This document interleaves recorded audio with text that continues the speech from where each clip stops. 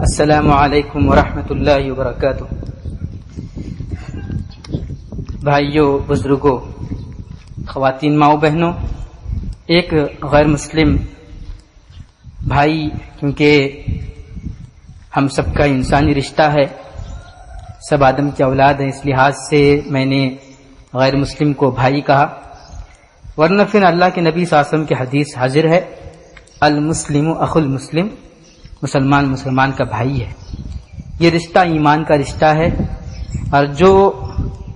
غیر مسلم سے ہمارا رشتہ ہے وہ انسانی رشتہ ہے، اگرچہ کہ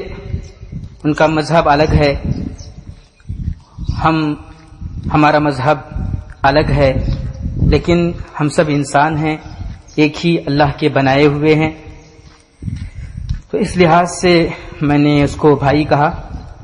اس کا مجھ سے ایک سوال تھا کہ آپ مسلمان ہیں تو آپ کیا پاکستان کو سپورٹ کریں گے؟ کیا آپ جو ہے خود کو پاکستانی کہنا پسند کریں گے؟ کیونکہ وہ بھی مسلمان ہیں۔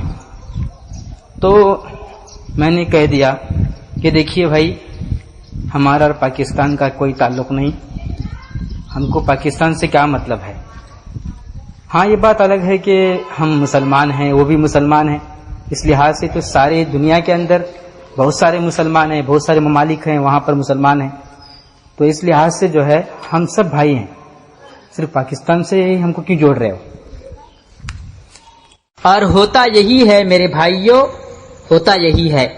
کہ نہتا مسلمان کہیں دیکھ لیا،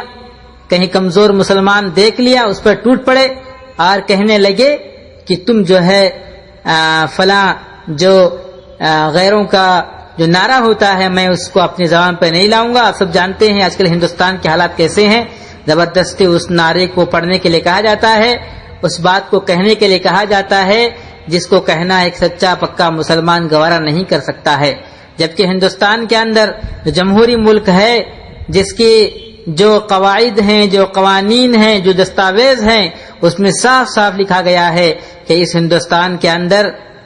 ہر ایک شخص کو اپنے اپنے مذہب پر آزادی کے ساتھ عمل کرنے کا حق ہے۔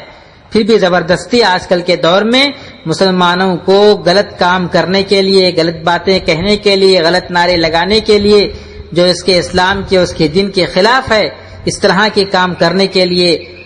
زبردستی کی جا رہی ہے اور بہکایا جا رہا ہے، ظلم و تشدد کا نشانہ بنایا جا رہا ہے مسلمان کو، اور کہا جا رہا ہے کہ اگر تمہیں اس ملک میں نہیں رہنا ہے تو تمہیں جو ہے فلاں فلاں نعرے لگانے پڑیں گے، اگر تم یہ نعرے نہیں لگا سکتے تو تمہارا اس ملک کے اندر کوئی حق نہیں ہے، تم اس ملک کو چھوڑ دو۔ میرے بھائیوں، یاد کیجئے اس وقت کو جب کہ ہندوستان غیروں کے قبضے میں تھا، ہندوستان انگریزوں کے قبضے میں تھا، تو اس وقت جو ہے ہر ایک شخص اپنے مذہب کو، اپنے دین کو اور اس کی جو قوانین ہیں اس پر عمل کرتے ہوئے، اپنے مذہب پر عمل کرتے ہوئے یہی کوشش میں لگا ہوا تھا کہ کس طرح سے اس ہندوستان کو آزاد کیا جائے۔ ہر ایک شخص اپنے مذہب میں اعمال خیر کرتے ہوئے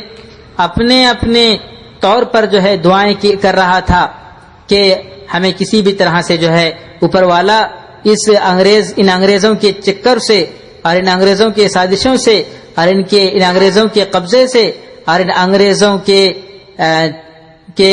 ظلم و تشدد سے نجات اللہ تعالیٰ دلائے، اوپر والا دلائے۔ یہ سب کی جو ہے دعائیں تھیں اپنے مذہب پر عمل کرتے ہوئے، لیکن آج زبردستی مسلمانوں کو کہا جا رہا ہے کہ آپ اپنے اس ہندوستان سے نکل جائیے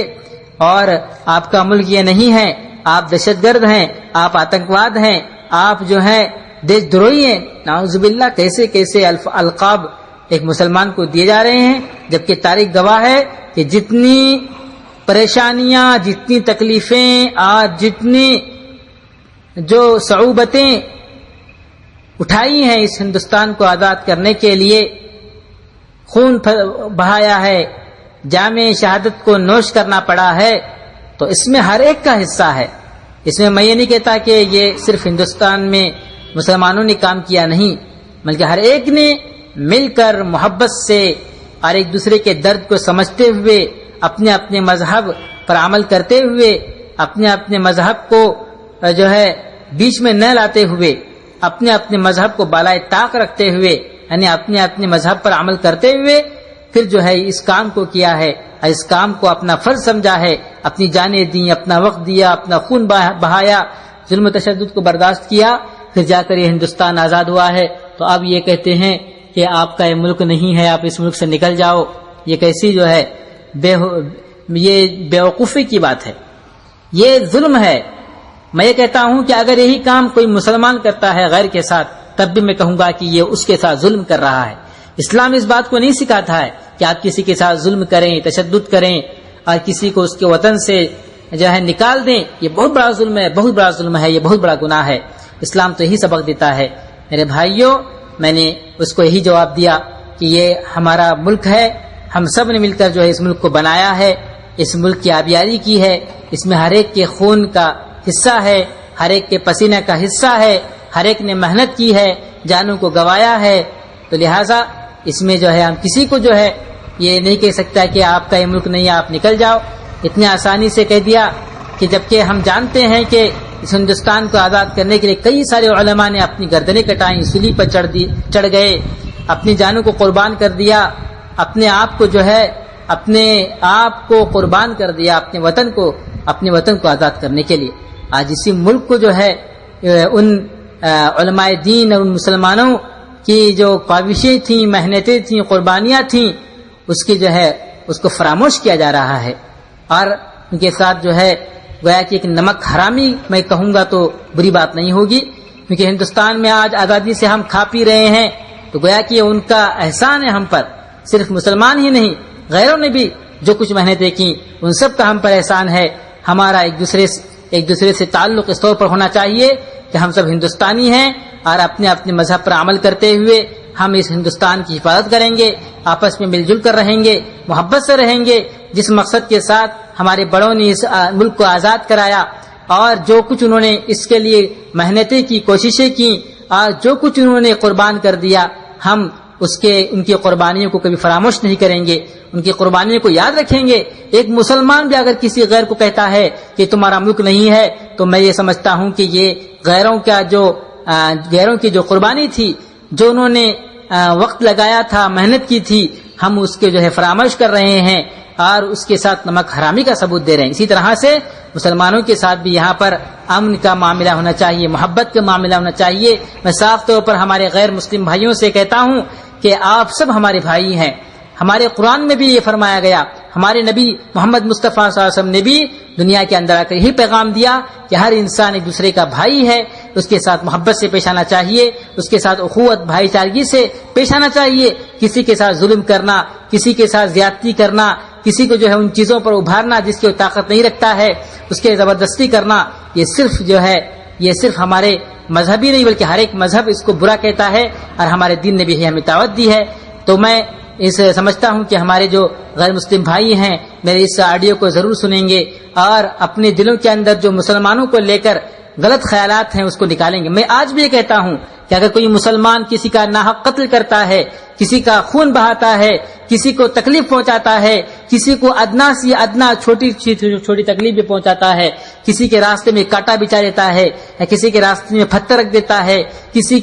کسی کے بارے میں غلط کہتا ہے، تو میں کہتا ہوں کہ وہ سچا مسلمان نہیں ہے، پکا مسلمان نہیں ہے، ہم کبھی اس کے ساتھ نہیں ہو سکتے۔ جبکہ ہمارا دین اس کے ساتھ نہیں ہے تو ہم اس کے ساتھ کیسے ہو سکتے ہیں؟ ہم کہتے ہیں کہ ہم بھی جو ہے اس کے بارے میں وہی خیال کرتے ہیں جو آپ خیال کر رہے ہیں، لیکن اس کو دیکھ کر آپ جو ہے ہر ایک مسلمان پر حملہ کر دو، ہر ایک مسلمان کو برا کہہ دو، ہر ایک مسلمان کو آتنکواد کہہ دو، ہر ایک مسلمان کو ظالم قرار دے دو، یہ بالکل جو ہے ناانصافی ہے، انصاف کے خلاف بات ہے، بلکہ ہر ایک مذہب بھی اس کو جو ہے برے بات کہتا ہے۔ اللہ تعالیٰ سے دعا کرتا ہوں کہ اللہ تعالیٰ ہم سب کو اس ملک کے اندر محبت سے رہنے کی توفیق عطا فرمائے، اخوت اور بھائی چارگی کے ساتھ رہنے کی توفیق عطا فرمائے، اور ہم سب کی محبت سے جو ہے اللہ تعالیٰ اس محبت کے ذریعے سے سارے عالم میں اللہ تعالیٰ اخوت، محبت، بھائی چارگی کے سبق کو عام کرے، اور ہمارے ملک کو اللہ تعالیٰ سازش کرنے والوں کی سازشوں سے اور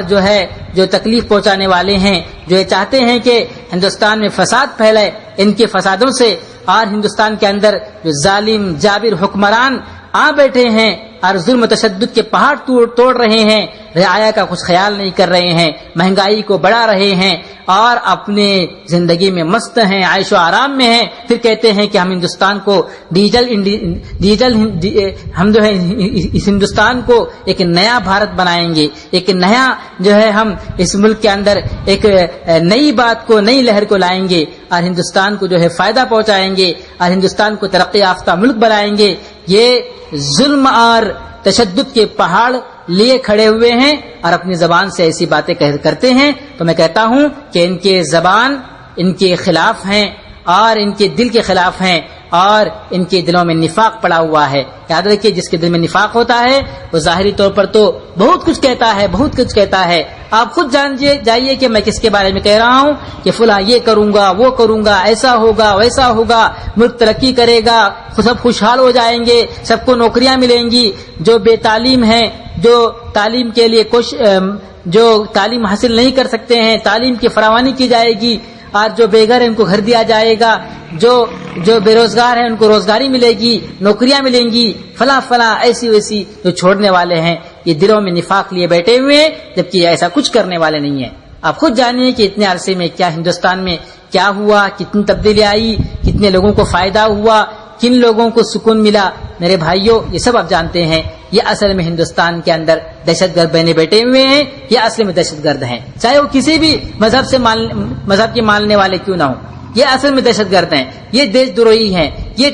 ٹیررسٹ یہ لوگ ہیں، ان کو جڑ سے نکالنا چاہیے، تب جو کہ ہمارا ہندوستان اچھا ملک قرار دے سکتے ہیں اس کو، اور اچھا ملک کہہ سکتے ہیں، اور یہی ملک آگے چل کر ترقی یافتہ بن جائے گا اور دوسروں کے لیے اچھا نمونہ بنے گا، دوسرے ممالک کے لیے اچھی مثال بنے گا۔ جس طرح سے پہلے ہندوستان کو سونے کی چڑیا کہا جاتا تھا، امن و اخوت کا پیکر کہا جاتا تھا، اور محبت اور پیار و محبت کا گلستان کہا جاتا تھا، وہی بات جو ہے ہندوستان کے بارے میں اب بھی کی جائے گی، آگے بھی کی جائے گی، جب یہ سب چیزیں ختم ہوں گی۔ اللہ تعالیٰ مجھے بھی اور سب کو بھی جو ہے امن و اخوت کے ساتھ اس ملک میں رہنے والا بنائے، اور ہمارے اس ملک کی ہر غدار سے، ہر دیش دروہ سے، ہر آتنکواد سے، ہر دہشت گرد سے اللہ تعالیٰ ہمارے ملک کی حفاظت فرمائے، آمین۔ السلام علیکم ورحمۃ اللہ وبرکاتہ۔